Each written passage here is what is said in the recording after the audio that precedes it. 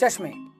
आमतौर पर हम चश्मे देखते ही रहते हैं, लेकिन क्या कभी आपने चश्मे को हाथ में लेकर के देखा है? क्या कभी उसके लेंस को महसूस करने की कोशिश की है? क्या वे हर तरफ से समान होते हैं? जवाब है नहीं। चश्मा एक समान ना होकर के बल्कि बीच से मोटा या कभी किनारों से मोटा होता है। तो ये मोटे और पतले लेंस के होने का कारण क्या है? यदि प्रकाश लेंस से गुजरेगा तो क्या होगा? परावर्तन या अपवर्तन?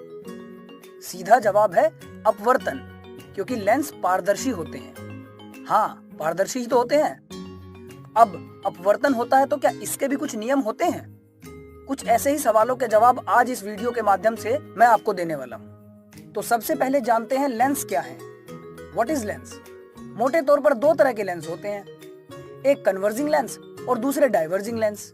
दर्पण की ही तरह जो लेंस प्रकाश को कन्वर्ज करते हैं वो कन्वर्जिंग लेंस कहलाते हैं, और जो लेंस प्रकाश को डाइवर्ज करते हैं उन्हें डाइवर्जिंग लेंस कहते हैं। सिंपल है ना? कन्वर्जिंग और डाइवर्जिंग लेंस अमूमन 6 तरह के होते हैं: double convex, plano convex, converging meniscus, double concave, plano concave और डाइवर्जिंग मेनिस्कस। ये लेंस गोलीय लेंस कहलाते हैं। इन 6 तरह में से हम सिर्फ 2 पर ही बात करेंगे, डबल कन्वेक्स और डबल कनकेव। अमूमन इन्हें सिर्फ कन्वेक्स लेंस या उत्तल लेंस और कनकेव लेंस या अवतल लेंस कहा जाता है।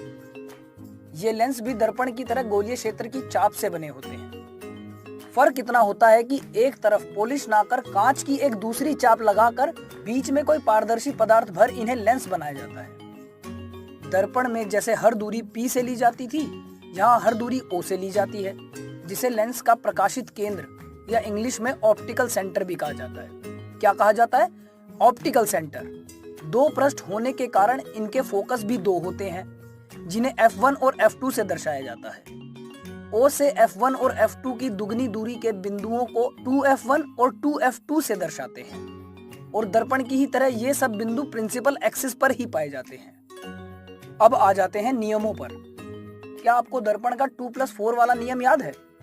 लेंस के केस में सिर्फ 3 केस ही बनते हैं। पहले केस में यदि प्रकाश की किरण प्रिंसिपल एक्सिस के समानांतर आती है तो अपवर्तन के बाद उत्तल लेंस के दूसरी ओर स्थित फोकस से गुजरती नजर आएगी, और अवतल लेंस के उसी ओर स्थित फोकस से डाइवर्ज होती नजर आएगी। दूसरे केस में यदि प्रकाश की किरण उत्तल लेंस के केस में फोकस से होती हुई गुजरेगी या अवतल लेंस के फोकस की ओर जाती नजर आएगी, तब अपवर्तन के बाद प्रिंसिपल एक्सिस के समानांतर चली जाएगी। तीसरे केस में यदि प्रकाश की किरण ऑप्टिकल सेंटर से गुजरेगी, तब वे अपवर्तन के बाद बिना किसी विचलन के सीधी चली जाएगी। अब आपके दिमाग में एक सवाल उठ रहा होगा कि प्रकाश लेंस के 2 अलग अलग सतह से अपवर्तित हुआ, लेकिन यहाँ सीधी लाइन से ही क्यों दिखाया गया? सवाल बिल्कुल सही है। लेंस के दोनों ही पृष्ठों पर अपवर्तन होगा, लेकिन लेंस के काफी पतले होने की वजह से हम इन्हें सीधी रेखा से ही दिखाते हैं। चलिए अब इन रूल्स को हम एक एक्टिविटी में लगाकर देखते हैं। इस एक्टिविटी के माध्यम से हम अवतल लेंस के प्रकाश के अपवर्तन को जानेंगे। तो इस एक्टिविटी को करने के लिए हमें एक 15 सेंटीमीटर फोकस दूरी वाला लेंस, एक व्हाइट चार्ट, एक मोमबत्ती और एक स्क्रीन चाहिए।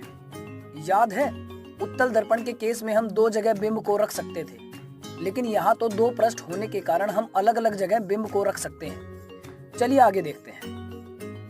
सबसे पहले चार्ट पर एक सीधी लाइन खींची जाए और लाइन के बीच में एक बिंदु अंकित किया जाए, जिसे O का नाम दिया जाएगा। सारी दूरियां इसी बिंदु से ही ली जाएगी। O से दोनों ओर 15 सेंटीमीटर की दूरी पर F1 और F2 को अंकित किया जाए, और 30 सेंटीमीटर की दूरी पर 2F1 और 2F2 को। पहले केस में मोमबत्ती को अनंत पर रखकर देखते हैं। क्या हमें स्क्रीन पर कोई प्रतिबिंब प्राप्त होता दिख रहा है? नहीं। इसका मतलब है कि अवतल लेंस इस केस में आभासी प्रतिबिंब बनाता है।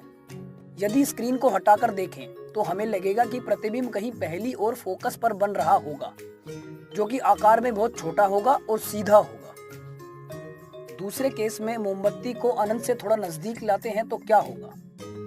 तब भी स्क्रीन पर कोई प्रतिबिंब बनता नहीं दिखेगा। मोमबत्ती को धीरे धीरे O के नजदीक लाते हैं, तब भी स्क्रीन पर कुछ दिखाई नहीं दे रहा है। तो ये निष्कर्ष देना सही होगा कि चाहे केस कोई भी हो, अवतल लेंस हमेशा आभासी प्रतिबिंब ही बनाते हैं। यदि स्क्रीन हटाकर देखें तो हमें लगेगा कि प्रतिबिंब कहीं F1 और O के बीच बनता प्रतीत हो रहा होगा। प्रतिबिंब का आकार छोटा और सीधा होगा। और ये रहा टेबल। इस टेबल में दोनों ही केसेस के अवतल लेंस द्वारा प्रतिबिंब बनाने की समरी दी हुई है। अवतल लेंस का उपयोग चश्मे बनाने और फ्लैशलाइट के लेंस के तौर पर किया जाता है। हेलो दोस्तों, मैं आपका दोस्त राहुल स्वागत करता हूं आपका इस वीडियो में। आज हम परावर्तन और अपवर्तन के आखिरी टॉपिक के बारे में जानेंगे, जहां हम लेंस सूत्र और लेंस की क्षमता के बारे में बात करने वाले हैं। हमने दर्पण और लेंस के बारे में काफी कुछ जान लिया है, जैसे किस तरह दर्पण परावर्तन करते हैं और लेंस अपवर्तन। कुछ बातें दर्पण और लेंस में अलग हैं और कुछ समान। यदि आपको याद हो तो हमने एक दर्पण सूत्र पढ़ा था। जिस प्रकार दर्पण सूत्र वस्तु दूरी, प्रतिबिंब दूरी और फोकस दूरी के बीच संबंध बताता है, उसी प्रकार लेंस सूत्र भी तीनों दूरियों के बीच संबंध बताता है। किसी भी लेंस के लिए लेंस सूत्र कुछ इस प्रकार दिखाई देता है। दर्पण सूत्र की ही तरह लेंस सूत्र भी 5 चिन्ह कन्वेंशन होते हैं। नंबर 1, लेंस के केस में सारी दूरियां O से ली जाती हैं, जो कि लेंस का प्रकाशिक केंद्र होता है। नंबर 2, दर्पण सूत्र की ही तरह यहाँ भी वस्तु हमेशा O के बाईं ओर ही रखी जाएगी। नंबर 3, O से बाईं ओर की दूरियां हमेशा नेगेटिव होंगी और दाईं ओर की दूरियां पॉजिटिव। नंबर 4, मुख्य अक्ष के ऊपर की ओर की दूरियां पॉजिटिव रहेंगी और नीचे की ओर की नेगेटिव। नंबर 5, उत्तल लेंस की फोकल दूरी को पॉजिटिव लिया जाता है और अवतल लेंस की फोकल दूरी को नेगेटिव। दर्पण के केस में तो साफ था कि उत्तल दर्पण में फोकस दाएं ओर होता है, इसलिए पॉजिटिव लिया जाता है, और अवतल दर्पण में बाएं ओर होता है, इसलिए नेगेटिव। लेकिन अब आपके दिमाग में एक प्रश्न उठ रहा होगा कि लेंस में तो 2 फोकस बिंदु होते हैं, फिर चिन्ह कैसे दिया गया? बात आसान है। उत्तल लेंस अनंत से आ रहे प्रकाश को एक जगह अभिसारित या कन्वर्ज करता है और ये फोकस लेंस की दाईं ओर रहता है, इसलिए इस बिंदु को लेंस का मुख्य फोकस माना जाता है और फोकल दूरी को पॉजिटिव लिया जाता है। उसी के विपरीत अवतल लेंस प्रकाश को फोकस की दिशा से अपसरित या डाइवर्ज करता है, जो कि लेंस के बाईं ओर होता है, इसलिए अवतल लेंस की फोकल दूरी को नेगेटिव लिया जाता है। तो लेंस सूत्र के साथ एक और गुण होता है, जिसे हम आवर्धन या मैग्निफिकेशन के नाम से जानते हैं। दर्पण की ही तरह यहाँ भी प्रतिबिंब की ऊंचाई वस्तु की ऊंचाई का अनुपात होता है, जो कि ये बताता है कि वस्तु की तुलना में प्रतिबिंब कितना बड़ा या छोटा है। गणित का ये फॉर्मूला आवर्धन को दर्शाता है।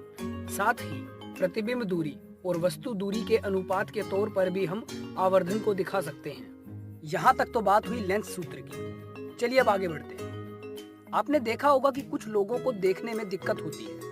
कुछ लोग दूर का ठीक नहीं देख पाते, तो कुछ लोग नजदीक का। फिर डॉक्टर ऐसे मरीजों को एक चश्मा बनाकर देते हैं। साथ ही हमने अपने उन दोस्तों से जो चश्मा लगाते हैं यह भी सुना होगा कि उनके चश्मे का पावर 2 है या फिर -1.5, कुछ इस तरह के पावर उनसे सुने होंगे। ये पावर क्या होती हैं और चश्मे किस प्रकार बनाए जाते हैं? कभी सोचा है? वीडियो के इस भाग में हमें इन सवालों का जवाब मिलेगा। पावर चश्मे में लगे लेंस की क्षमता होती है। लेंस की पावर या क्षमता प्रकाश को कन्वर्ज या डाइवर्ज करने की मात्रा को दर्शाता है। गणित में पावर फोकस दूरी का इनवर्स होता है। पावर की SI यूनिट डायोप्टर होती है, जिसे D से दर्शाते हैं। 1D 1m इनवर्स के बराबर होता है। हम जानते हैं कि उत्तल लेंस की फोकल दूरी पॉजिटिव होती है, इसलिए उत्तल लेंस की पावर भी पॉजिटिव रहती है। इसी के विपरीत अवतल लेंस की फोकल दूरी नेगेटिव होने के कारण उसकी पावर भी नेगेटिव रहती है, और यही कारण है कि चश्मे में लगाए गए लेंस की पावर भी पॉजिटिव या नेगेटिव होती है, जिन्हें हम दूसरे पाठ नेत्र दोष में विस्तार से जानेंगे। चलिए दोस्तों, तो आज हमारा ये परावर्तन और अपवर्तन का पाठ यहाँ समाप्त होता है।